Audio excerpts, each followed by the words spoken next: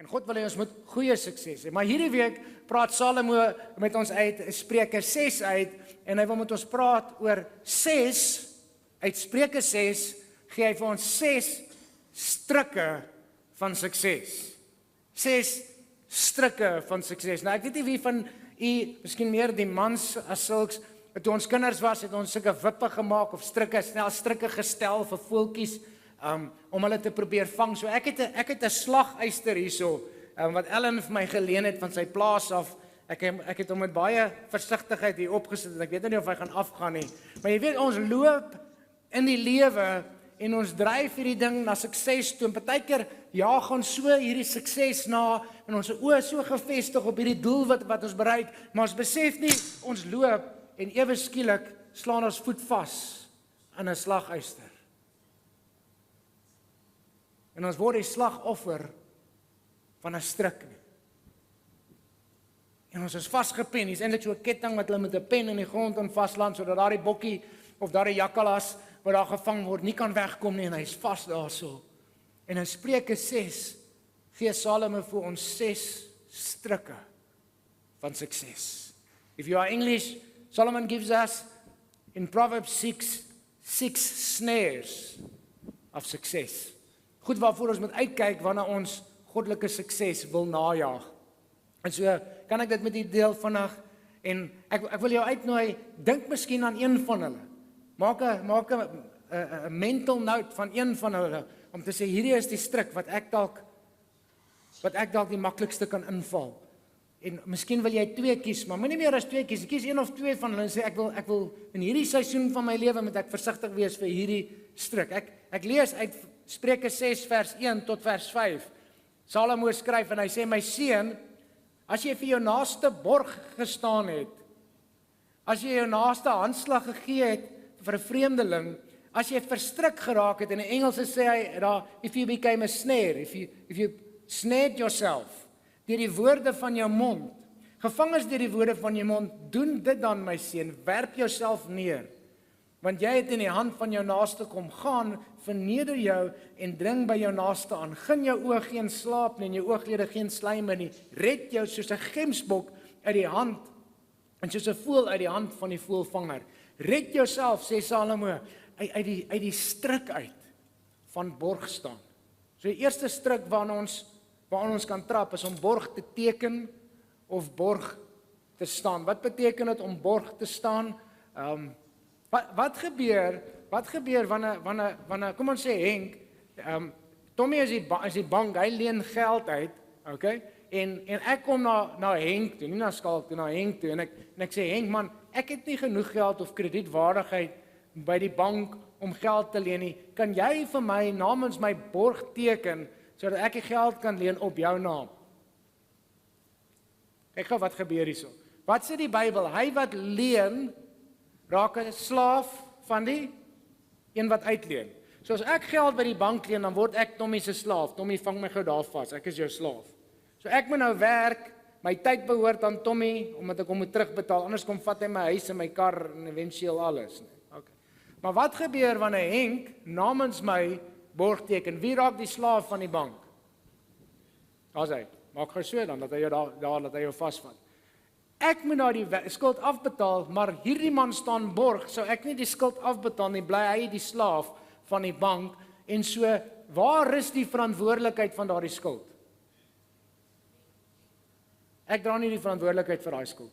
En dis hoekom Salomo en die woord van God vir ons sê, wees versigtig vir die stryk van borgteken. Want die een wat verantwoordelikheid vat vir die skuld, is op die einde van die dag die een wat daai skuld gaan betaal. Dankie julle. Kan ons hulle hande klap gee? Hulle was uitstekend. Okay. Nou, hierdie ding sny baie diep in ons familie. My oupa Grootjie was 'n beesboer, sy 4 broers was ook beesboere in die lyn van die Van Renens, reg oor Suid-Afrika was ons beesboere. Die eerste Van Renen wat in die land ingekom het was 'n adelgestande van Prussie. Hy het oorgekom want hy het iemand in 'n swaardgeveg doodgemaak onwettiglik en toe moes hy vlug uit Prussie uit en hy het by die Oos-Indiese Kompanjie in die Kaap begin werk en na 2 jaar wat hy daar gewerk het, het hy aansoek gedoen vir vrye burgerskap wat beteken hy kon trou en hy kon grond besit en handel dryf. en hy word toe 'n rooi vleisprodusent vir die Oos-Indiese Kompanjie, vir die regering van daardie tyd. So as die skepe kom, het hy aan hulle rooi vleis verkoop. Dis interessant. Hy het ook brandewyn en wyn aan hulle verkoop, maar kom ons los daai deel. Okay. En so vir 8 generasies diep was ons familie beesboere. En dis hoekom Sparta Bees in die Oos-Vrystaat behoort aan die Van Reenens en Beefmaster hier naby ons in Kimberley en in Christiana behoort aan die Van Reenens, want ons is beesboere. Maar my oupa Grootjie se 4 broers het finansiëel swaar getrek op hulle plase en hulle het geweier om deel te raak van die broederbonders op daardie stadium en toe hulle vasdraai finansiëel, toe het my oupa Grootjie vir hulle borg geteken. En toe 'n paar jaar later, toe die skroewe van die ekonomie draai en hoe dit daai tyd gewerk het, as jy nie deel was van die broederbonders nie, dan hulle jou gesqueeze totdat jy uit jou plaas het kom en dan koop 'n broederbondermaatjie jou plaas vir 20 of 30% van die waarde. En so verloor my oupa Grootjie al sy plase omdat hy borg geteken het vir sy boeties. En ek onthou my oupa Jack van Reenen het my eendag aangekeer aan sy kantoor en in 'n stoel laat sit en hy het my Leviete vir my voorgeles en gesê: "Seun, in jou lewe teken jy nooit borg vir iemand anders nie." Dis 'n geestelike wet en koning Salomo het dit duisende jare gelede neergeskryf. Dis een van die strikke van sukses. Moet nooit teken vir iemand anders se skuld nie, want wat gebeur is die verantwoordelikheid van daai skuld skuif na jou toe. Jy word die slaaf van daardie ou se skuld. Dis die eerste stryk waaraan ons kan trap. Hy gaan aan in vers 6 van Spreuke 6. Gaan kyk na die muur, sê hy, luiaard. Gaan kyk na die muur, luiaard. Kyk hoe werk en word wys. Hy het nie 'n aanvoerder of 'n opsigter of 'n heerser nie, maar hy maak in die somerkos bymekaar en versamel in die oestyd sy voedsel. Hoe lank gaan jy nog lê, luiaard? Miskien kan ons na ons buurman of buurvrou kyk en sê, hoe lank gaan jy nog lê? Nee, moet dit nie doen nie, dis reg. Hoe lank gaan jy nog lê? Wanneer staan jy op uit jou slaap? Nog 'n bietjie slaap, nog 'n bietjie slymer, nog 'n bietjie hande vir hom te rus, dan oorval armoede jou soos 'n rower. Die tweede stryk van sukses, as ons wil suksesvol wees in die Here, is om lui te wees. Luiheid. Luiheid. Ons het in die begin van die jaar 'n woord gehad wat die Here gesê het, hy gaan die werk van ons hande seën. Hy gaan die werk van ons hande vermeerder. Hy gaan die werk van ons hande laat increase. Maar God kan nie niks vermeerder nie. God kan nie niks seën nie. Daar is altyd iets wat ek kan doen wat waarde kan toevoeg wat die Here kan seën. Jy weet, partykeer dink ek ons raak oorgeestelik oor goed. Dan hoor ek mense sê, hy's so onder stres by die werk, hy gaan sy werk nou bedank en hy wil nou net 'n bietjie rustyd vat en hy gaan vir 3 maande of wat ook al net niks doen en op die Here wag. En wonderlik as jy in 'n posisie is wat jy dit kan doen finansiëel, maar ek het baie keer 'n probleem daarmee. Want ek glo dat die Here seën die werk van ons hande. Dis wat ek in die woord lees. Ek weet nie of ek 'n ander Bybel lees as ander mense. Maar baie keer oorvergeestelik ons dit en ons kan nie die druk hanteer nie of ons sukkel om die druk te hanteer en ons wil net 'n breek hê en dan maak ons dalk 'n onwyse besluit want God sê, gaan kyk na die muur, luiaard. Gaan kyk na hom, hy werk, hy's produktief, hy's heeltyd aan die gang en in die somermaande maak hy bymekaar sodat hy genoeg het in die wintermaande. En ek glo die Here wil vir ons aanmoedig in die tyd om te sê daar is waarde in werk, daar is goddelike waarde in werk en God roep vir jou en vir my om produktief te werk. Luiheid is nie iets wat hy kan seën nie. En partykeer verdoesel ons luiheid onder geestelike taal. Ons sê ek wil net 'n breek vat of ek wil net 'n sabbatical vat of ek wil net so 'n bietjie op die Here wag. Nou die Here het 'n woord vir dit in die skrif. Ek dink Salomo praat ook daaroor. Hy sê hy wat nie werk nie, moenie eet nie. So ek hoop nou nie daar's iemand wat hierso so super geestelik is wat sê ek wag op die Here en dis nou al 3 maande en jy voorsien nie vir jou gesin nie. Wat ek voorstel is as jy sê jy wag op die Here, dan vas terwyl jy op die Here wag, want dan gaan jou wagtydperk baie kort wees. Honger is 'n wonderlike motiveerder. Honger is 'n wonderlike motiveerder. Hy wat nie werk nie, moenie eet nie. Okay, ek gaan nie meer sê oor dit nie. Ek sien julle kyk my met snaakse oë. Kan ons aangaan na die volgende stryk toe? Dis 'n stryk. Die volgende stryk lees ons in vers 12 en 13. En die Afrikaans sê 'n nikswerd mens loop rond met 'n valse mond. Ish. 'n nikswerd mens, kom ek lees hom net gou in Engels. A worthless person, a wicked man, goes about with a crooked speech. 'n nikswerd mens loop met 'n valse mond raak. So die derde stryk is 'n valse mond. Wat is 'n valse mond? Ek hou van wat die Engels sê, 'n crooked speech. Met ander woorde, daar's iets gedraai in wat ek sê. Wat ek sê is nie regtig wat ek bedoel nie. In die besigheidswêreld sê ons altyd don't under-promise or don't over-promise and under-deliver. Wat? Under-promise and then over-deliver. Maar partykeer kom iemand en hulle sê vir jou iets is blou, maar in hulle hart bedoel hulle eintlik dis rooi want hulle wil jou vang in 'n stryk. En daarom sê hy die derde stryk waarvoor ons moet versigtig wees is iemand wat 'n valse mond het. Iemand wat voor my dit sê en agter my dat. Wees versigtig, sê Salomo. Want as iemand vir jou kan jok, iemand het eendag gesê, die duiwel se natuur is 'n leienaar en as hy vir my lieg, dan gaan hy my steel, slag en verwoes ook. En daarom as iemand vir my jok, dan wag ek vir die volgende 3 stappe. Hy gaan my slag, steel, slag en verwoes. En so wees versigtig vir mense om ons wat een ding hier sê en 'n ander ding daarso. Ek hoop nie ek praat met iemand hier vandag nie. Maar Salomo waarsku ons dat daar groot gevolge is. Hy sê jou armoede sal éventueel kom soos 'n rower in die nag as dit onstyl is. C.S. Lewis het dit gesê. Hy het gesê die val van die mens het iets in die mens gebuig. Het iets in die mens twisted gemaak. Het iets in die mens, die Engelse woord is crooked gemaak. En so daarom moet ons onderskeiding hê wanneer ons met mense deel, maar ook ons eie harte ondersoek. Is daar iets crooked in my? Is daar iets getwist in my? Dawid bid dit so mooi in Psalm 139. Hy sê, ondersoek my hart, deursoek my hart, Here, en sien of daar in my 'n gebuigde weg is. See if there's an offensive way in me. Sien of daar iets binne in my getwist is en dan help my om dit reguit te maak. En daarom is dit so belangrik dat ek en jy in verhoudinge leef, in 'n gemeenskap soos die leef, waar ons mekaar verantwoordbaar kan hou vir die woorde wat ons spreek. En jou eerste lyn van accountability is as jy getroud is, jou man of jou vrou. Jou tweede lyn is jou kinders. My kinders haal my vinnig uit.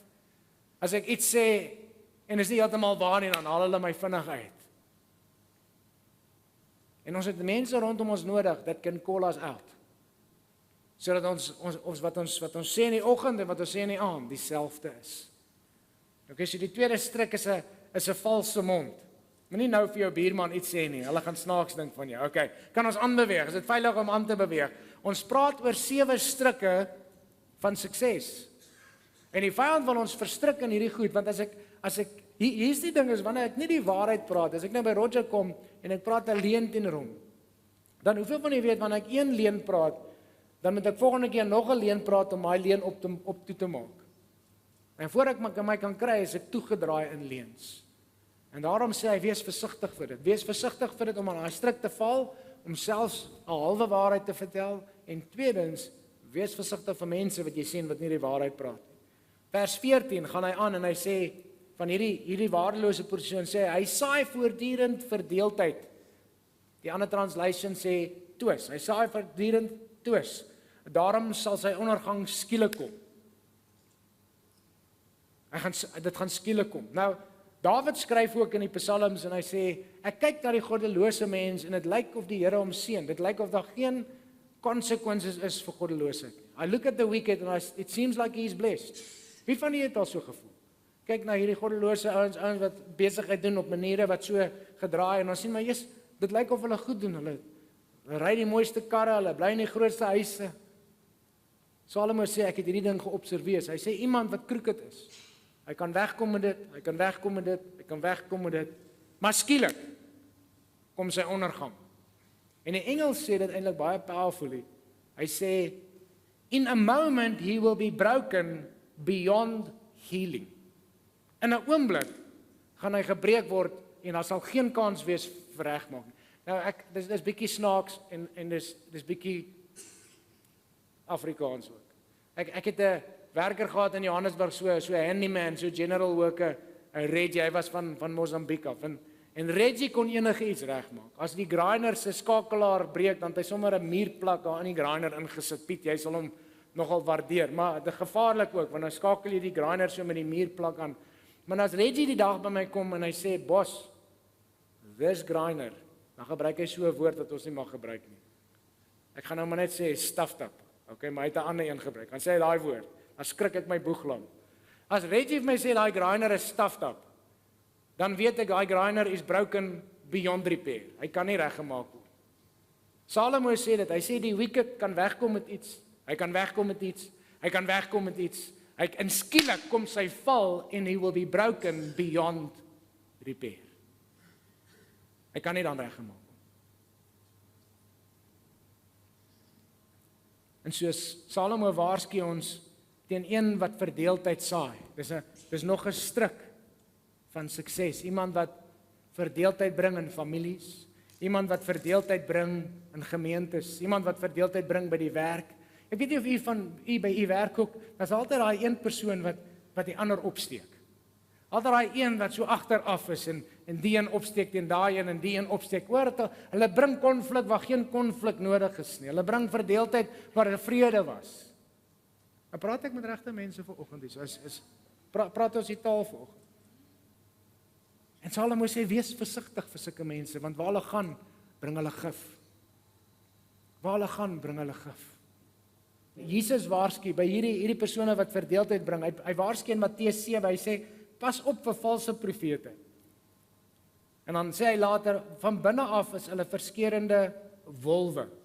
Nou wat is 'n valse profeet? Wat is 'n valse leraar? 'n Verskeurende wolf. Ons het dit al van tevore dink ek gesê, maar hoe erken ek 'n wolf in skaapsklere? Want 'n wolf lyk net soos 'n skaap. Hy het mos nou 'n skaapkleed oor, hy het die skaap se kop oor, hy het die ore, hy kan selfs die skaap se klank namaak. The wolf in sheep's clothes, it looks exactly like a sheep. Al hoe ek kan erken dat hy 'n wolf is, ek moet afkyk na waar hy geloop het, na sy voetspore. Want waar 'n wolf geloop het, oral waar 'n wolf geloop het, is daar verdeeldheid. Oral waar 'n wolf geloop het, het hy twis gebring tussen mense. Oral waar 'n wolf geloop het, het hy mense seer gemaak, het hy verhoudinge geskeur, het hy ander mense skade aangedoen. As jy 'n besigheid eienaar is en jy doen 'n onderhoud met iemand wat vir jou kom werk, weet jy die grootste guns wat ek en jy onsself kan doen is bel daardie persoon se vorige baas. Want daai persoon sit voor ons, Dirk, ek weet jy weer dit al beleef het nie, maar hierdie ou, hy kan talk to talk, my maat. Hy kan homself verkoop. Hy is die beste ding since sliced bread.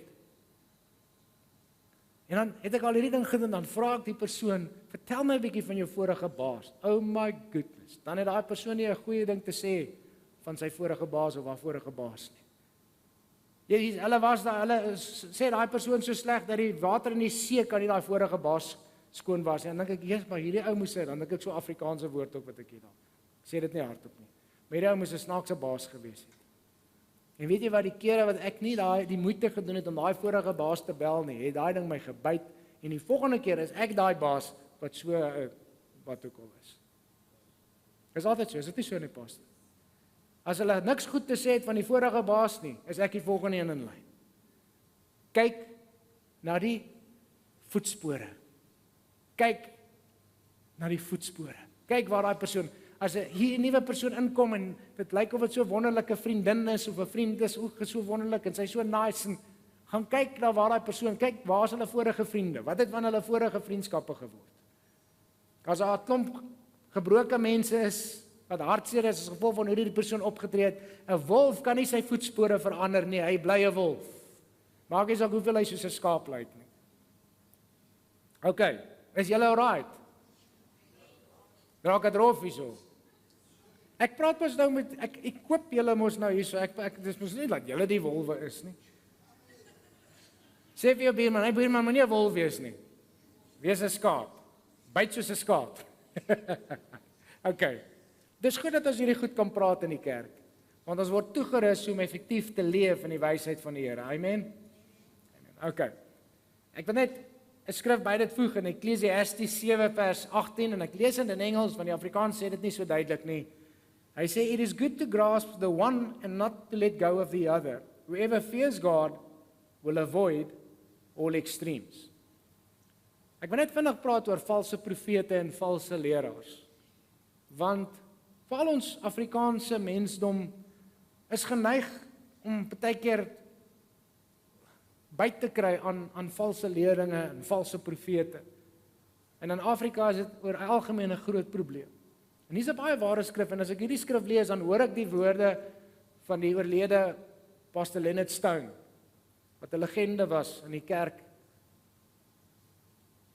van Suid-Afrika. En hy het altyd gesê, "He who fears God will avoid extremes." Pas nou ander, kan jy dit onthou? Jy sien, 'n valse profeet gaan in ekstreem leringe in. Valse profete en valse leraars gaan in ekstreem. Hulle major op die eindtye en alles in hulle gaan oor die eindtye in. Maak almal vreesbevange oor die eindtye of oor hierdie teachingkie en maak so groot ding en as jy nie hierdie openbaring het van hierdie ding nie, dan mis jy dit en dan gaan jy nie hemel toe nie en dan gaan jy dit verloor en almal raak so op hol oor hierdie ekstreem wat hulle fokus. En die Here het ons nie geroep om te major op een leringkie nie, om een of ander pet doktrine te vorm nie. But God has called us to proclaim the full counsel of God. En daarom is dit gesond om in 'n gemeente te wees waar ons deur die Bybel gaan. Ons vat hierdie jaar die boek van Spreuke, 2 jaar terug het ons die boek van Matteus gevat en ons werk deur die Bybel van een kant af na ander kant toe and we are tapping into the full counsel of God. Ons gaan nie hier agter die hassepad hier agter een ding aanjaag of hier agter 'n ander ding nie. Nee, ons wil die volheid van God se wysheid leer. Dis gesond. Hoe werk dit wanneer ons kinders kos gee? Kan ons kinders elke dag 'n McDonald's burger gee? Ons kan nie. Hulle het die proefneming eendag gedoen.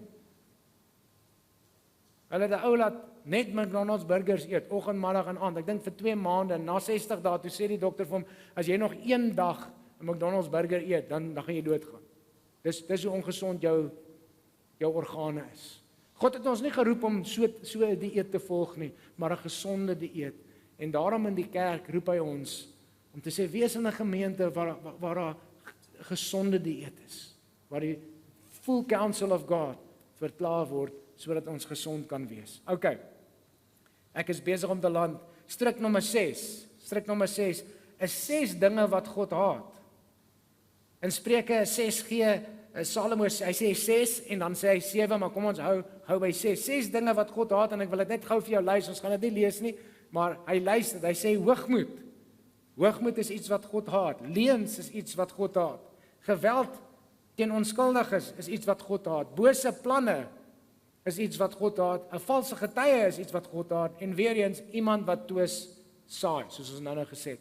Nou wat beskryf koning Salomo hier? Dis eintlik presies wat ons nou geadverteer het. Salomo beskryf narcissisme hier. Wat sielkundiges noem narcissisme. Dis wat hy hier adverteer of wat hy beskryf. Hy sê 'n narcissus. Dis die van die kenmerke, seker 80% van die kenmerke van 'n narcissus sê Salomo, God haat dit. En daarom het ons byvoorbeeld na donderdag aand hierdie oop sessie waar almal welkom is, daar's geen kostes verbonde aan nie.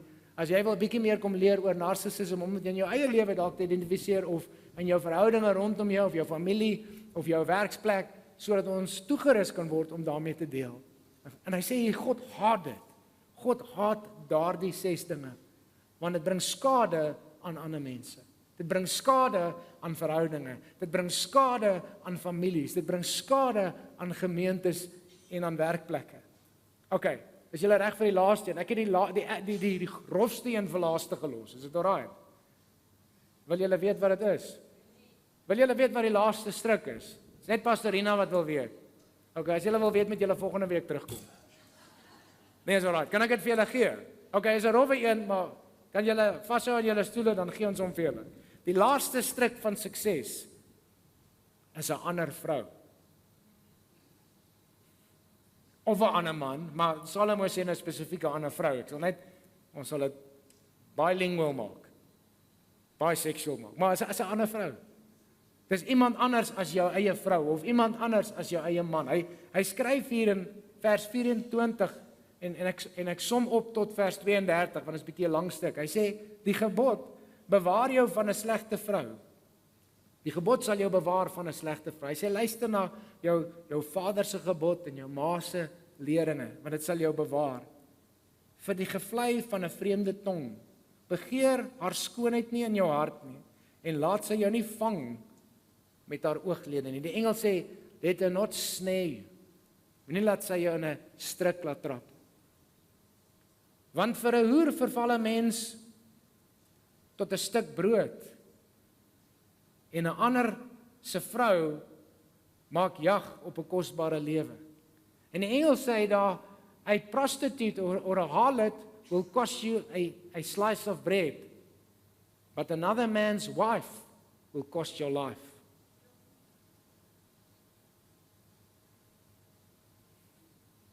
Salomo vergelyk die prys wat jy betaal om na 'n prostituut toe te gaan met dit van egbreek met 'n ander man se vrou of 'n ander vrou se man.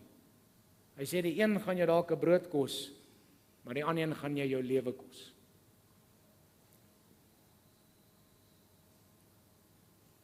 Kan iemand vuur in sy skoot dra sonder dat dit sy klere verbrand of kan iemand te gloeiende kole loop sonder dat sy voete brandwonde kry?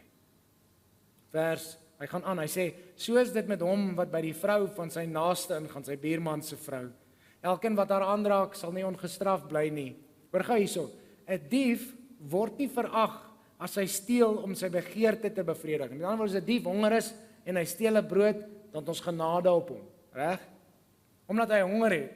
En as hy uitgevind word, moet hy 7voudig teruggee.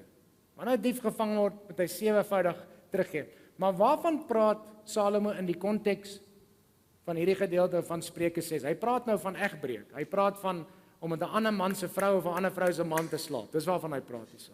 So hy gebruik nou die dief as 'n prentjie daarvan. Hy sê dan moet die dief 7voudig teruggee. Al die goed van sy huis moet hy gee.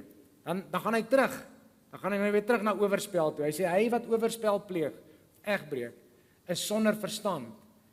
Hy wat sy eie lewe wil verwoes. Wat sê Salomo vir ons hierso? Hy sê egbreek gaan jou 7 keer meer kos as wat jy ooit gedroom het. Die dief moet 7 keer terugbetaal, né? Maar dis in die konteks van egbreek. Hy sê hy wat egbreek pleeg, it's going to cost you 7 times more than you could ever imagine it will cost you. Jy dink dit gaan my dalk 'n paar rand kos as my worst case scenario, my vrou of my man vind uit, ons skei, ek verloor dalk 'n paar rand. Salomo sê vergeet dit. You're not just going to pay financially, you're going to pay physically, you're going to pay emotionally, you're going to pay mentally, you're going to pay relationally. Jy gaan op elke vlak van jou lewe geestelik gaan jy betaal. Ek praat 'n week of 2 terug met iemand wat vroeër van ons van tyd 'n kollega was vir ons, groot godsman, 'n leier in die kerk, by baie gemeentes bedien het reg oor die land. En hy het in hierdie struik getrap van ander vrouens.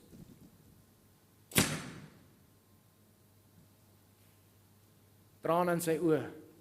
Hy lyk rof die. Lyk of hy agter 'n bakkie gesleep is. Was 'n groot, sterk man. Trane in sy oë sê hy vir my, hy sê Jan. Hy sê ouens wat dit doen, ek sê ek het dit gedoen. Hy sê ouens wat dit doen, het nie idee die prys wat hulle gaan betaal nie. Hy sê ek sal eerder die persoon wees wat gecheat word as die persoon wat cheat. Hy sê want ek het myself aan torment, dis wat sy woorde. Wat is torment? Pynigers. Ek het myself aan die pynigers blootgestel. En hy sê die laaste 10 jaar was net hel in my lewe gewees. Ek's nou op 'n beter plek. Ek het myself bekeer. Ek het vir almal gaan sê ek is jammer. Hy sê maar die laaste 10 jaar was soos asof ek agter 'n bakkie gesleep is. Torment. En ek praat hard vanoggend nie om iemand te veroordeel nie, maar ek wil hê die erns van hierdie saak moet by ons insink. Die misleiding waarna ek en jy dalk kom is om te sê, ja, ek gaan dit kan toesmeer. Ja, ek gaan wegkom daarmee. Salomo, die wysste man ooit sê, hierdie gaan jou lewe kos. Hierdie gaan alles wat jy het kos en meer. En as jy miskien in daai struik getrap het, by boet my sis, dan is ek nie vandag hier om jou te veroordeel nie. Maar ek is hier om vandag vir jou te sê, jy kan dit nog regmaak. Jy kan dit voor die Here bely.